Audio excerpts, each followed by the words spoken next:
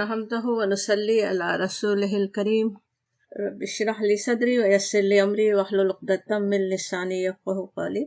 سورۃ الحج کی 10 آیات ہم پڑھ چکے تھے، آیت نمبر 11 ہے۔ اعوذ باللہ من الشیطان الرجیم، بسم اللہ الرحمن الرحیم۔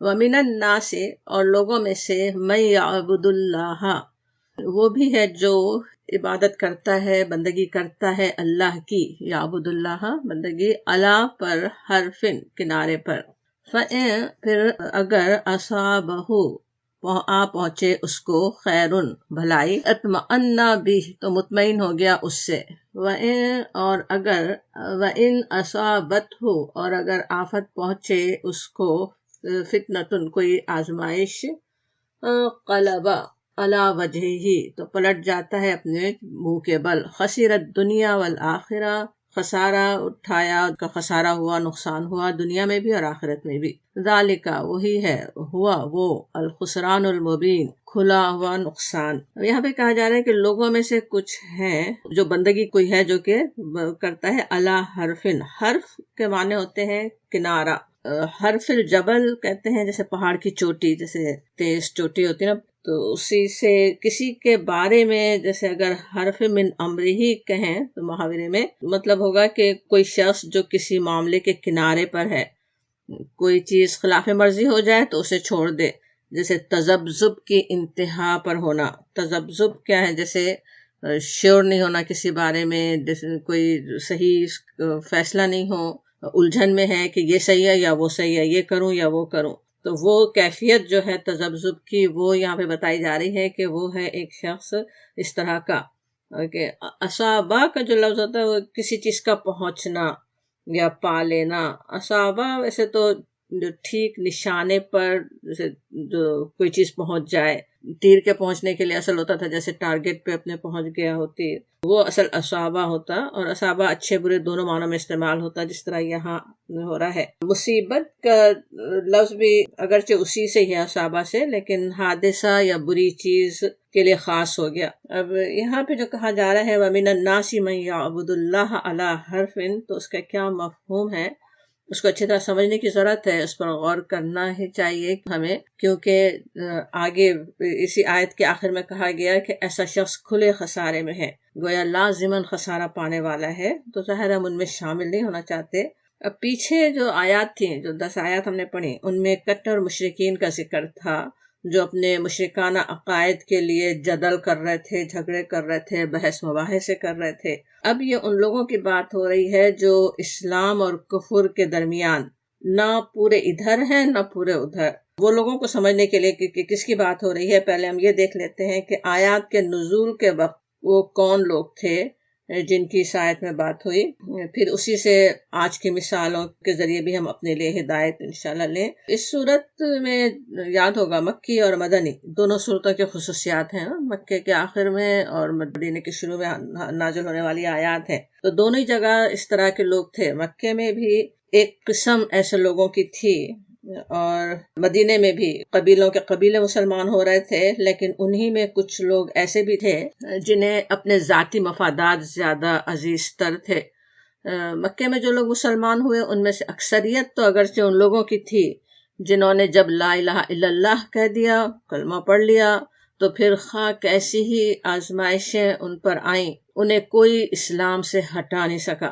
ان لوگوں کی مثالیں بھی ابھی ہم آگے یاد کرتے ہیں، لیکن کچھ لوگ وہ بھی تھے جو اسلام کی حقانیت دیکھنے کے بعد، اسلام لانے کا اقرار کر کے بھی جب مشکلات سامنے آتے تو پیچھے ہٹ جاتے۔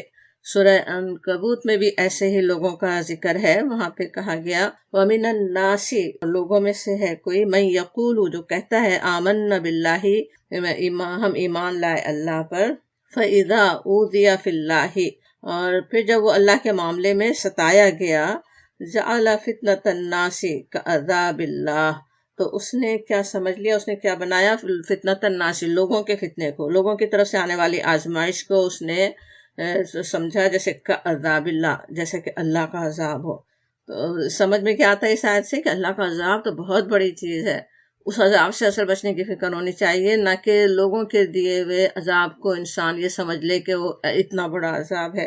اور پھر وہاں پہ کہا جاتا ہے لئن، ان لوگوں کی نفسیات سمجھنے کے لیے آگے بھی اس آیت کو دیکھ لیں، سورہ عنکبوت کی آیت جو ہم دیکھ رہے ہیں، لئن امفسس کا ان، اگر جاء نصر من ربک، اگر آ جائے نصر من ربک، نصر، مدد، اللہ کی نصرت آ جائے، لَيَقُولُنَّ، کس طرح ہوتا ہے، ضرور ضرور وہ کہیں گے، اِنَّا كُنَّا مَعَكُمْ، کہ ہم تو تمہارے ساتھ تھے، یعنی مسلمانوں سے کہیں گے کہ ہم تو تمہارے ساتھ تھے، ہم ایمان لائے تھے، حالانکہ اصل میں تو کچھ ایمان نہیں لا رہے تھے نا۔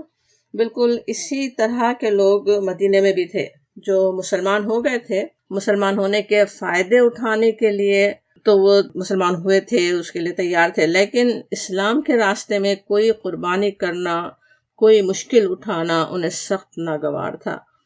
کچھ مشکل حالات آتے تو ان کا نفاق کھل کر سامنے آ جاتا۔ یہاں ویسے ہی شخص کے بارے میں کہا گیا کہ وہ کنارے پر رہ کر اللہ کی بندگی کرتا ہے، ادھر کوئی مشکل آئے اور ادھر وہ اللہ کی بندگی سے نکل جائے۔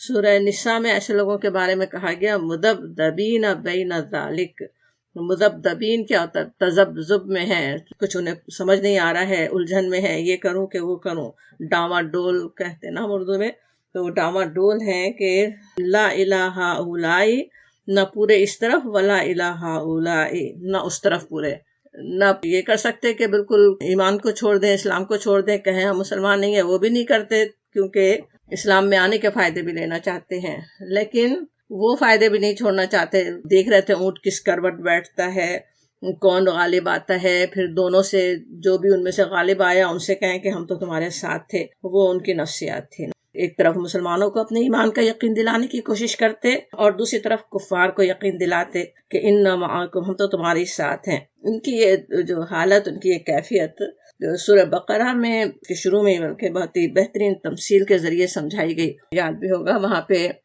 ویسے تو دو تمثیلیں ہیں، ایک تو وہ جو کہ جن کے دل میں بالکل ایمان نہیں ہے، لیکن جو ڈاواں ڈول لوگ ہیں، اب کیا کریں کیا نہ کریں، جن کو سمجھ میں نہیں آ رہا، ان کی تمثیل وہاں پہ بتائی گئی، او کصیب من السماء، او یا، ابھی دوسری تمثیل ہے اس لیے او آ رہا ہے، یا کصیب من السماء، بارش آسمان سے، زور کی، سیب کہتے ہیں بہت زور کی بارش ہو رہی ہو، فیہ ظلمات و رعد و برق، اس میں جو ہے اندھیری گھٹا اور کڑک اور چمک بھی ہے، یجعلون اصابعہم فی آذانہم، وہ بجلی کے جیسے کڑاکے سن کر اپنی جانوں کے خوف سے، من الصواعق حذر الموت، جانوں کے خوف سے وہ اپنے کانوں میں انگلیاں ٹھوسے لیتے ہیں۔ واللہ محیط بالکافرین، اور اللہ تعالیٰ ان منکرین حق کو ہر طرف سے گھیرے ہوئے ہے۔ یکاد البرق یخطف ابصارہم، چمک سے ان کی حالت یہ ہو رہی ہے کہ گویا ان قریب بجلی ان کی بصارت اچک لے جائے گی۔ کیسی تفصیل سے کیفیت بتائی جاتی نا، جو ان کے دلوں کے اندر جو کیفیت ان کے ہے الجھن کی۔ کلما اضاء لہم مشوا فیہ، جب کبھی ذرا سی کچھ روشنی انہیں محسوس ہوتی ہے تو اس میں کچھ دیر چل لیتے ہیں، ذرا کام آسان لگا، کچھ لگ رہا ہے کہ یا اسلام پہ چلنا اتنا بھی مشکل نہیں ہے تو چل لیتے ہیں، اور وَإِذَا أَظْلَمَ عَلَيْهِمْ، اور جب اندھیرا چھا جاتا ہے تو کھڑے ہو جاتے ہیں، اندھیرا چھا جاتا ہے، کوئی مشکل آ گئی، مشکل راستہ لگ رہا ہے، اسلام پر چلنا آسان نہیں لگ رہا ہے تو کھڑے ہو جاتے ہیں۔ وَلَوْ شَاءَ اللَّهُ لَذَهَبَ بِسَمْعِهِمْ وَأَبْصَارِهِمْ إِنَّ اللَّهَ عَلَى كُلِّ شَيْءٍ قَدِيرٌ، اللہ چاہتا تو ان کی سماعت اور بصارت بالکل ہی سلب کر لیتا، وہ ہر چیز پر قادر ہے۔ یہاں پہ جس شخص کی بات ہو رہی ہے، جن لوگوں کی بات ہو رہی ہے، وہاں تمثیل سے اللہ تعالیٰ نے سمجھایا، بارش کی مثال دی، لیکن بارش سے مراد وہی ہے کہ جو زندگی میں جو مشکلات آتی ہیں، جو آزمائشیں آتی ہیں، جو امتحان آتے ہیں، اس میں وہ کس طرح سے مذبذب ہیں، ڈاواں ڈول ہیں، پورا ایمان پہ قائم نہیں رہ پاتے، اس کی وجہ سے وہ ان کی کیفیت بتائی گئی۔ سورہ حج کی جیسے جو آیت ہم 11 جو پڑھ رہے ہیں، اس میں انہی لوگوں کا حال آگے کیا بتایا گیا، فَإِنْ أَصَابَهُ، پھر اگر آپ پہنچے خیرن بھلائی، اطمأن بھی، تو مطمئن ہو گیا اس سے، تب تو مطمئن ہو گیا، تب تو مطمئن ہو گیا کہ اچھا ٹھیک ہے، اسلام صحیح ہے، اس پہ ہم چلتے رہیں۔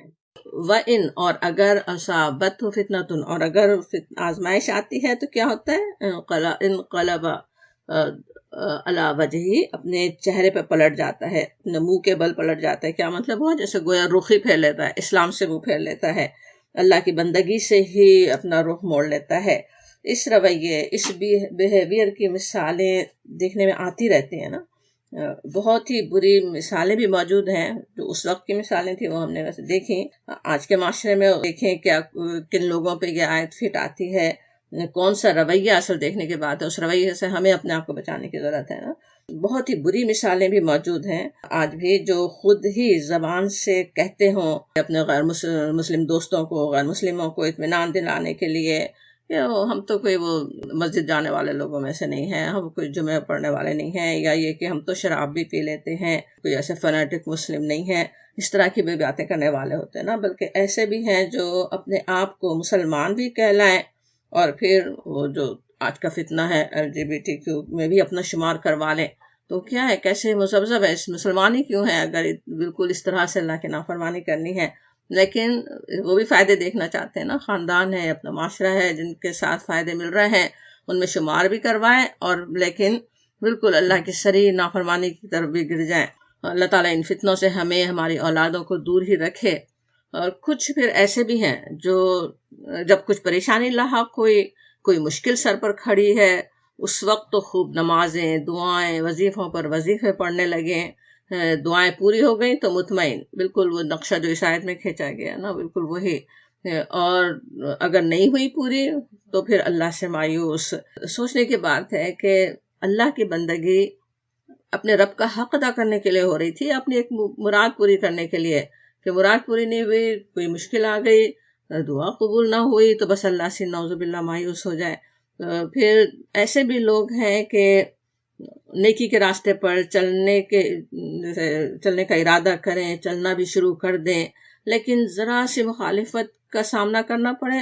کسی نے ٹوک دیا، کوئی مذاق اڑا رہا ہے، کوئی کچھ کہہ رہا ہے، تو سب کچھ ختم، وہ سارا جوش ختم. وہ نیکی کا جو چاہ رہے تھے، جو ارادے کر رہے تھے کہ بالکل اللہ کی بندگی صحیح کرنے والے ہیں، ہمیں اپنا تزکیہ کرنا ہے، اپنے آپ کو صحیح کرنا ہے، وہ سارے ارادے ان کے ختم. سب کی طرف جیسے یہاں پہ ایک طرح سے اشارہ ہو رہا ہے نا، جیسے کوئی اور دنیاوی نقصان ہو گیا. سوچیں اپنے پیاروں کی اجل ہم سے پہلے آ گئی تو اللہ سے ہی ناراض کہ اللہ تعالیٰ نے جو مہلت زندگی عمل کے لیے دی تھی، کسی اور کی پہلے اگر آ گئی اپنے ہی بہت پیارے کی، لیکن اللہ نے ہمیں تو مہلت دی کہ ہم اپنی آخرت بنائیں، اپنے پیاروں کے لیے دعاؤں کے تحفے بھیجیں، اس کے بجائے اللہ سے ہی نعوذ باللہ سخت ناراض. اور بھی اسی طرح کی کئی مثالیں یاد آ رہی ہوں گی جو دیکھنے میں آتی ہیں، جس پہ یہ آیت بالکل فٹ آتی نا، کہ وہ جو کہ اللہ کی بندگی کرتا ہے اللہ حرفن، کنارے پر رہ کر، زبزب ہے، ڈاوا ڈول ہے. تو انشاءاللہ بتائیے ضرور.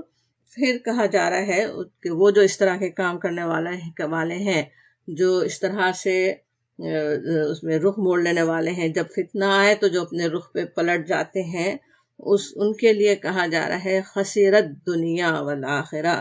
خسرہ، نقصان اٹھا لیا، ان کا نقصان ہو چکا، دنیا میں بھی اور آخرت میں بھی.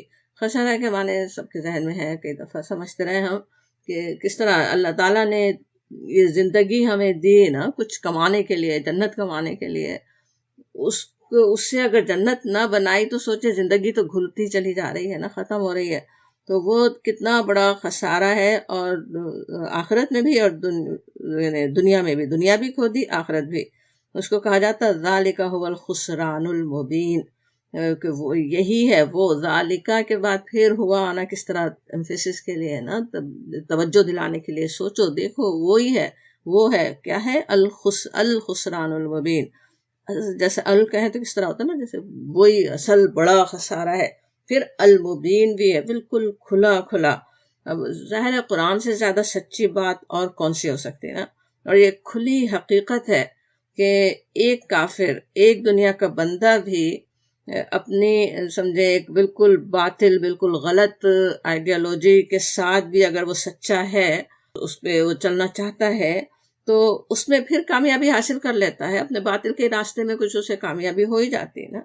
لیکن وہ شخص جو اللہ کی بندگی کا اقرار بھی کرے تو صرف اس لیے کرے کہ کچھ مفادات حاصل ہو جائیں، دنیا کے کچھ فائدے حاصل ہو جائیں، اپنی ذات کے لیے کچھ فائدے سمیٹنے کی صرف فکر ہے، جسے اپنے رب کی خوشنودی سے زیادہ دوسرے لوگوں کو، دوسرے انسانوں کو خوش کرنے کی فکر ہے، اس سے کیا ہوتا ہے، نہ لوگ کبھی خوش ہو سکتے ہیں، نہ کوئی اس پر اعتماد کرتا ہے۔ تاریخ میں کتنے لوگوں کا حال ہم جانتے ہیں جنہوں نے دوسروں کے خاطر اپنی قوم سے غداری کی، اور انہی دوسروں کے ہاتھوں پھر برے انجام کو بھی پہنچے، کیونکہ ایک بندہ جو اپنے رب سے سچا ہے، اپنے عقیدے، اپنے ایمان پر مضبوطی سے قائم ہے، وہ مشکلات سے گزر کر بھی اچھے انجام کو پا لیتا ہے نا۔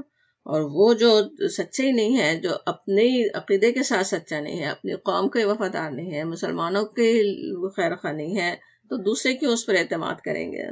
اس کے مقابلے میں پھر وہی جو اپنے ایمان پہ سچا ہے، جو اپنے ایمان پہ چلنے والا ہے، اس کے لیے تو پھر آخرت کی فلاح ہی ہے نا۔ اور اس خسران و مبین جو کہا جا رہا ہے، جو کہیں تو کیا مطلب ہوا؟ مبین بالکل کھلا واضح، خسران مبین ایسا کھلا خسارہ جس کے خسارہ ہونے میں، نقصان دہ ہونے میں کوئی شبہ ہی نہ ہو۔ یہ آیت ظاہر ہے ہمیں اس خسران مبین سے بچے رہنے کی تاکید کر رہی ہے۔ اصل بات وہ بتائی جا رہی، وہ ایک کسی شخص کی اس وقت کے جب آیت نازل ہو رہی تھی، وہ ایسے ہی ذکر نہیں کیا گیا اس کی بات بتانے کے لیے، ظاہر ہے میرے لیے، آپ کے لیے آیت ہے نا، ہمیں بتایا جا رہا ہے کہ اس خسارے سے ہم اپنے آپ کو بچا لیں۔ وہ خسران و مبین ہے، اس سے اپنے آپ کو بچانے کی کوشش کر لو، جیسے کہا جا رہا ہو نا۔ ہمارا رب ہم سے کیا چاہتا ہے کہ کنارے پر رہ کر اس کی بندگی کرنے کے بجائے کیا کرو؟ کہا جاتا ہے یا ایھا الذین آمنوا ادخلوا فی السلم کافہ، اے لوگو جو ایمان لائے ہو، داخل ہو جاؤ اسلام میں، اللہ کی اطاعت اور فرما برداری میں۔ ادخلوا فی السلم، اسلام کے اندر، السلم کہے تو اسلام بھی مراد ہے، اور اطاعت فرما برداری، جھک جانا، سر تسلیم خم کر دینا، اور وہ داخل ہو جاؤ۔ اور کیا ہے؟ کافہ کہا جاتا ہے، کافہ کہے تو کیسے؟ پورے کے پورے، ہر معاملے میں، ہر حال میں، زندگی کے ہر شعبے میں، اپنی ذاتی زندگی میں، پرسنل لائف میں، اجتماعی زندگی میں، اپنی جو سوشل لائف ہو اس میں، عبادت کے وقت ہی نہیں بلکہ اپنی تجارتوں میں، معاش کے حصول میں، اپنے خوشی کے موقعوں پر، اپنے غم کے اوقات میں، ہر وقت ہی وَلَا تَتَّبِعُوا خُطُوَاتِ الشَّیطان کہا جاتا ہے وہاں پہ، سورہ بقرہ کی آیت 207 ہے۔ اور نہ پیروی کرو شیطان کے قدموں کی۔ شیطان تو کیا کوشش کرتا ہے اور کرتے ہی رہے گا کہ انسان کے قدم ڈگمگا جائیں، اللہ کی بندگی سے ہٹانے کی جو کوشش کرتا ہی رہتا ہے، اس کے مقابلے میں مضبوط رہو، جیسے کہا جا رہا، ثابت قدم رہو کہا جا رہا، اس کی پیروی مت کرو، اس کے قدموں کے پیچھے نہ جاؤ، اس کی بات نہ مانو۔ اللہ کے نیک بندوں نے اس پر پھر کس طرح عمل کیا، اس میں ہمارے لیے بہت سے روشن نمونے بھی ہیں۔ انبیاء کرام تو ہیں ہی تمام انسانوں کے لیے رول ماڈل، ان کے حالات ہم قرآن میں پڑھتے بھی رہے ہیں اور پڑھتے رہیں گے، کیسے بڑے بڑے امتحانوں اور آزمائشوں میں انہوں نے ثابت قدم رہ کر دکھا دیا کہ ایسے ہوتے ہیں اللہ کے بندے۔ لیکن انبیاء کرام تو جو ہیں، جو ان کا مقام ہے وہ تو ہے، لیکن اور بھی انبیاء کرام کے جو پیرو ہیں، جو اسلام پہ چلنے والے ہیں، ان آیات کے نزول کے وقت مکے کے مسلمانوں کو یاد کریں۔ حضرت بلال حبشی ریت پر ان کا احد کرنا، تپتی ہوئی ریت پر، حضرت صہیب رضی اللہ عنہ کی چربی کا پگھل کر کوئلوں کو ٹھنڈا کر دینا۔ اللہ تعالیٰ کبھی ایسی آزمائشوں میں نہ ڈالے۔ خواتین کو بھی یاد کریں کہ کس طرح سے انہوں نے بھی کیسی مثالیں چھوڑی۔ حضرت عمر رضی اللہ عنہ کی بہن فاطمہ رضی اللہ عنہ، جن کی وجہ سے عمر بن خطاب رضی اللہ عنہ عمر الفاروق بنے، کیسے ان کا کیا حال تھا اس وقت، زخموں سے خون بہہ رہا ہے، سامنے شوہر کی پٹائی ہو رہی ہے، جب اتنے غصے میں ہو، مار رہے ہو، تو کیسے جان کے خطرہ اس وقت ہونا، لیکن صاف صاف کہہ دیتے ہیں، کچھ انہیں ڈر نہیں ہے، وہ اپنے زخموں سے بہتے ہوئے خون کے ساتھ وہ کہہ دیتی ہیں تم جو چاہے کر لو۔ حضرت عمر سے وہ کہہ رہی ہیں نا کہ ہم تو اب اس دین سے پلٹ نہیں سکتے۔ اس خاتون کی ثابت قدمی نے سوچیں کیسے تاریخ کا رخ موڑ دیا، کیسے وہ حضرت عمر رضی اللہ عنہ نے کیسے کیسے کارنامے بعد میں کیے۔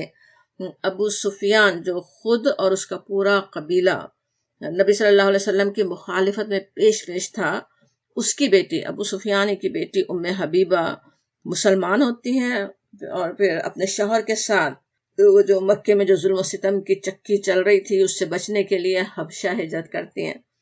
وہاں غیر ملک میں جہاں شوہر ایک سہارا ہے، وہ شوہر پھسل جاتے ہیں، وہ مرتد ہو گئے اور انہیں چھوڑ دیتے ہیں، لیکن وہ اس حال میں بھی وہاں پہ اسلام پر قائم رہتی ہیں۔ ان کی اس ثابت قدمی کا صلہ اللہ تعالیٰ نے انہیں دنیا میں یہ دیا کہ نبی صلی اللہ علیہ وسلم کی زوجیت میں آ کر ام المومنین ہونے کا رتبہ حاصل کیا انہوں نے۔ خواتین کی اپنے دین پر ثابت قدمی کی بات جب ہم کر رہے ہوں تو حضرت ہاجرہ السلام علیہا کے تذکرے کے بغیر داستان پوری نہیں ہوتی ہے۔ کتنی شدید آزمائش کا مرحلہ تھا ان کے لیے۔ اللہ کے حکم سے نوزائیدہ بچے کے ساتھ صحرا میں چھوڑا جاتا، خود فاقہ زدہ، بچہ بلک رہا ہے، موت سامنے کھڑی نظر آ رہی ہے، اپنی نہیں بچے کی بھی۔ بچے کے لیے تو کیسے ماں کا دل ہوتا ہے نا، کیا ان کے دل پر گزر رہی ہوگی کہ وہ اونچے پہاڑوں پر چڑھنا، وہ صفا و مروہ جس کے درمیان آج ہم دوڑتے ہیں، وہ اس کے مقابلے میں کچھ بھی نہیں ہے نا۔ وہ پتھریلی زمین کے اوپر سے اور اونچے اونچے پہاڑ اس وقت کے، ان پر وہ چڑھنا، اتنے لمبے راستے پر دوڑنا ان کے لیے آسان ہو گیا۔ وہ جتنی جو دل میں جو پریشانی تھی اس کے مقابلے میں وہ کام انہوں نے کر ڈالا۔ ان کا یہ عمل اللہ تعالیٰ کے پاس جس طرح مقبول ہوا، جس طرح اللہ تعالیٰ نے اپنے کروڑوں اربوں بندوں کو اس راستے پر دوڑا دیا، اس سے ہی اندازہ ہو جاتا ہے نا کہ اس حال میں بھی، جس حال میں وہ تھی حضرت ہاجرہ، ان کے دل کی کیا کیفیت ہوگی ہے۔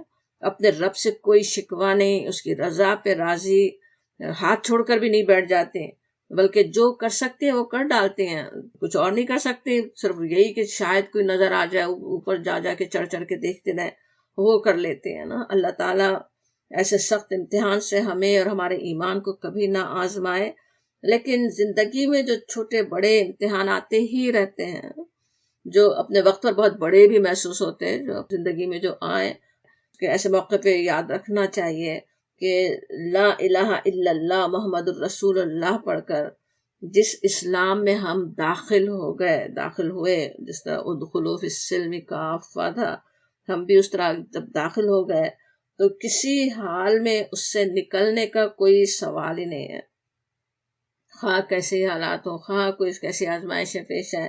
اس ایمان پر، اللہ کی اطاعت اور فرما برداری پر ہر حال میں ہمیں قائم ہی رہنا ہے، اور ایمان کے ساتھ اپنے رب کے پاس حاضر ہونا ہے انشاءاللہ تعالی۔ اللہ تعالیٰ ہماری مدد فرمائے، ہمارے لیے اس راستے کو آسان فرما دے، آسان کر دے۔ آگے بھی انہی لوگوں کی جو کنارے پر رہ کر اللہ کی بندگی کرنے والے ہیں کچھ صفات بیان ہوئیں۔ کہا جا رہا ہے، سورہ حج ہم پڑھ رہے ہیں، آیت نمبر 12 میں کہا جاتا، یدعو پکارتا ہے، من دون اللہ اللہ کے سوا، ما لا جو نہیں، یدرہ در سے، یدرہ نقصان پہنچائے، ضرر پہنچائے اسے، وما لا ینفعہ اور نہ اسے فائدہ دے سکے، ذالک هو الضلال البعید، یہاں بھی اسی طرح ذالک پھر ہوا آ رہا ہے، یہ ہے وہ، الضلال اصل گمراہی، البعید انتہائی دور کی، بہت دور کی، وہ ہے اصل۔ اب یہاں کہا جا رہا ہے کہ اس کا کیا حال ہے، وہ جو کنارے پہ رہ کے بندگی کرنے والا ہے، یدعو پکارتا ہے، یدعو جیسے دعا سے، دعا پکارنا، تو مراد ہوا جیسے پکارنا کس لیے پکارتے ہیں نا، دعا کے لیے، کسی سے فریاد کرنے کے لیے، کسی سے رحم کی درخواست کرنے کے لیے یا مدد کے لیے پکارنا، تو وہ سبھی ہیں نا۔ تو اللہ کی صفات اور جب پکار رہے ہوں اس میں اللہ کی صفات کسی اور ہستی کے لیے منسوب کر کے اگر اسے پکاریں، یہ کہ اللہ کے سوا کسی کو بھی نفع ضرر دینے والا سمجھ کر پکارنا، وہ کیا ہے، شرک ہے نا، کھلا شرک، سب سے بڑا گناہ کبیرہ۔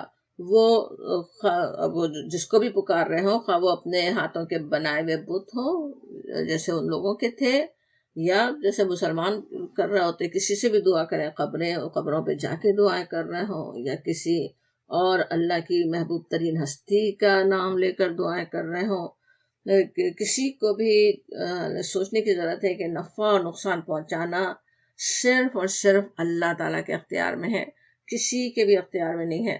وہ اسی لیے کہا جا رہا کہ وہ من دون اللہ، جو وہ پکارتے ہیں من دون اللہ، اللہ کے سوا جو بھی ہوگا، سبھی آ گئے نا، کوئی بھی ایک اللہ کے سوا کوئی بھی ایسا نہیں ہے جسے پکارا جائے اور وہ شرک نہ ہونا.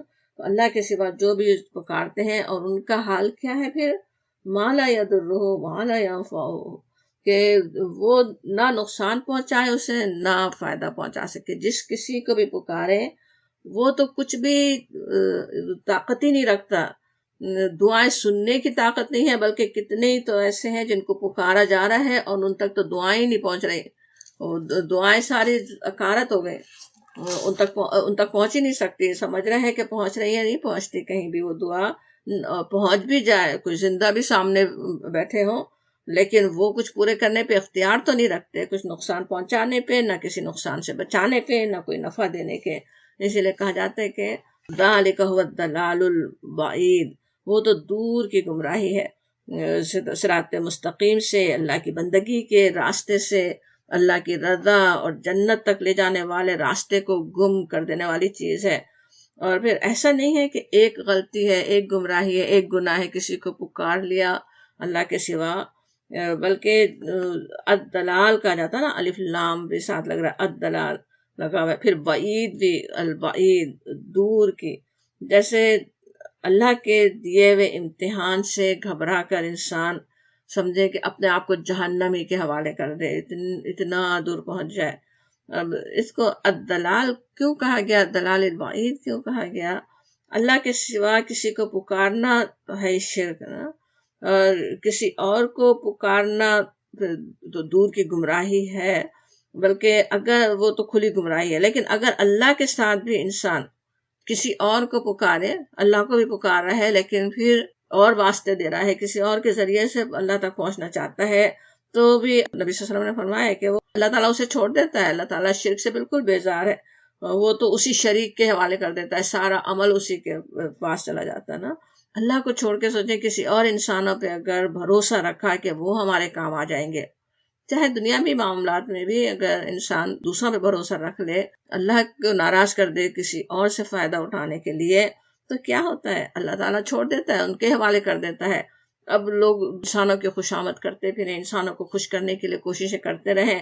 انسان تو کبھی بھی نہیں راضی ہو سکتے، نہ کچھ دینے پہ قدرت رکھتے ہیں، نہ کچھ کام آنے پہ قدرت رکھتے ہیں، اور بالکل ہی پھر تو اللہ کی رحمت اور ہدایت سے بالکل ہی ایسا انسان محروم ہو جاتا ہے. شرک کرنے کے بعد تو سوچیں کتنا بڑا گناہ ہے، اسلام سے ہی نکل جانا ایک طرح سے. جب تک کہ وہ خود توبہ کر کے واپس نہیں آئے اسلام میں، وہ تو الدلال البعید اس نے حاصل کر دیا. اللہ تعالیٰ پناہ میں رکھے. اور پھر کہا جاتا ہے، آیت نمبر 13 تو پڑھ ہی لیتے ہیں، یدعو پکارتا ہے، لمن ضرہ اس کو، ضرہ جس کا ضرر، اقرب زیادہ قریب ہے. جب شروع میں لگے تو کیا ہوتا ہے، زیادہ کے معنی دیتا نا، اکبر زیادہ بڑا، افعل زیادہ کرنے والا، اقرب قریب زیادہ قریب ہے، من نفعہ اس کے نفع سے. لبئس المولا، تاکید کا امفسس کا، بئسا برا، المولا دوست، کام آنے والا، سرپرست، ولبئسا اور ضروری برا ہے، بہت ہی برا ہے، العشیر رفیق ساتھی، وہ بہت ہی برا ہے. یہاں پہ بھی یدعو وہی جس طرح میں پچھلی آیت میں سمجھا تھا، پکارنے کے لیے اللہ کے سوا پکارنے کی بات ہو رہی تھی نا، ان کے لیے کہا جا رہا ہے کہ ان کے پکارنے کا نقصان جو ہے وہ اقرب ہے، وہ زیادہ قریب ہے نفع سے. یعنی کسی کو پکار رہا ہے انسان تو کچھ فائدہ حاصل کرنے کے لیے نا، کچھ دنیا کا میں اپنا کام بنانے کے لیے، وہ کام تو پتہ نہیں بنے نہ بنے لیکن نقصان پہلے حاصل کر لیتا ہے نا انسان. اس لیے اقرب کہا جا رہا ہے کہ اس کا نقصان، اس کا خسارہ پہلے وہ حاصل کر لے گا نا. یعنی بات صرف اتنی ہی نہیں ہے کہ کوئی اور دعاؤں کو سننے پر قدرت ہی نہیں رکھتا، بلکہ جب انسان اللہ سے مایوس ہو کر اس سے دعا کرنے کو ناکافی سمجھ کر کسی اور آستانے پر پہنچ جائے، اولاد لینے کے لیے کسی قبر پہ جا کے دھرنا مار کر بیٹھ جائے، اپنے بیمار بچے کی جان بچانے کے لیے کسی سیلف میڈ پیر و مرشد کے پیروں پہ اپنے آپ کو گرا دے، یا خالصتاً اپنے رب سے امید رکھنے کے بجائے اپنی دعاؤں میں کسی اور کو شامل کر دے، تو وہ نفع تو وہی پہنچے گا جو اللہ کی مشیت میں ہوگا، وہ اسی وقت پورا ہوگا جب اللہ چاہے. وہ تو نہیں کچھ پورا کرنے کی قدرت رکھتے، اللہ ہی نے جو قسمت میں لکھا ہے، جو تقدیر میں ہے وہ پورا ہونا ہے، کسی بھی طرح سے ہو جائے. جب اللہ چاہے گا وہ پورا ہو جائے گا. لیکن اس سے پہلے اپنے ایمان کے لیے ایک ایسا بڑا انتہائی خسارے کا سودا تو فوراً ہی ہو جاتا ہے. فوراً ہی شرک میں جا پڑا، فوراً ہی اس میں گڑھے میں گر گیا، الدلال البعید میں جا پڑا، تو وہ تو بالکل اقرب ہے، وہ تو فوراً ہی ہو جانے والا ہے. مولا جو اس اور پھر کہا جائے لبئیس المولا، بہت ہی برا مولا ہے. وہ شرکا جن کو اللہ کے سوا پکارا گیا ہو اس کو مولا کہیں گے. جس کو بھی پکارے یہاں پہ وہ مراد ہے. مولا ویسے تو ہوتا ہے نا کہ جس کی طرف انسان رجوع ہوتا ہے کہ مدد لینے کے لیے کوئی کام آنے والا دوست ہو یا سرپرست ہو. لبئیس العشیر کہا جا رہا ہے. عشیر کے معنی ساتھی اور رفیق کے اشرہ سے ہے. ویسے اشرہ 10 کو کہتے ہیں نا. ایک باپ کی اولاد اصل عشیر کہلاتی تھی، پھر اسی سے ساتھ مل جل کر رہنے والے سبھی لوگ عشیر کہلائے. اردو میں معاشرہ اور معاشرت کا لفظ اسی سے ہے. تو وہ برے رفیق، برے ساتھی جو انسان کو شرک کی طرف ترغیب دلائے. یہ بھی ہوتا ہے نا، انسان خود ہی پریشان ہے کچھ اپنے حالات سے، اور اوپر سے دوسرے اسے ترغیب دے رہے ہوں کہ نہیں تم یہ کام کر ڈالو، تم وہاں پہنچ جاؤ، تم اس پہ جاؤ، وہاں تمہارا کام بن جائے گا، اس سے مانگو کام بن جائے گا. تو اس طرح کی اگر وہ ترغیب دلائے تو وہ کیا ہے، وَلَبِئْسَ الْعَشِیرُ ہے، بڑے برے وہ رفیق ہیں جو لے جائیں شرک کی طرف. اللہ کے سوا سوچیں جس کسی کو بھی انسان کا ساتھ سمجھ لے وہ بیس المولا ہی ہے، وہ برا ہی مولا ہے، وہ تو برا ہی دوست ہے، برائی ہی کی طرف لے جانے والا ہے. اللہ تعالیٰ اس سے پناہ میں رکھے، ہم سمجھنے والے ہوں، اس کے اپنے ساتھ رہنے والوں کو یہ بھی سمجھ میں آتا والا بیس العشیر جس طرح کہا جا رہا ہے کہ وہ برا رفیق ہے. رفیق کس کو بنا رہے ہیں، کس سے دوستی کر رہے ہیں، کہ کس کے مشورے ہم سنتے ہیں، کس سے ہم مشورے لیتے ہیں، وہ سوچ سمجھ کر لینے کی ضرورت ہے نا.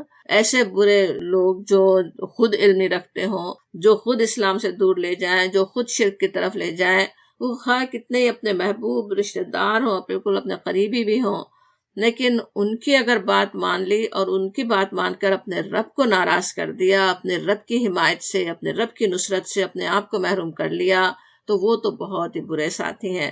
وہ انسان دوست تو خاص طور پہ سوچ سمجھ کر بنا سکتا ہے، لیکن جو رشتہ دار بھی ہوں ان کی بھی باتوں کو دیکھنا ہوتا ہے، کیا وہ کہہ رہے ہیں، کیا وہ مشورے دے رہے ہیں، وہ غلط ہے یا صحیح ہے، پہلے اس کو جانچیں. اللہ تعالیٰ کی نظر میں اللہ تعالیٰ اسلام کے مطابق وہ بات کر رہے ہیں یا نہیں کر رہے ہیں، یا اسلام سے دور لے جانے والی بات کر رہے ہیں. ان کے پاس خود علم نہیں ہے اور ہمیں بھی اس کے ذریعے سے بہکا رہے ہیں. ایسا نہ ہو کہ ہم ان کے پیچھے خود بہکنے والے ہوں.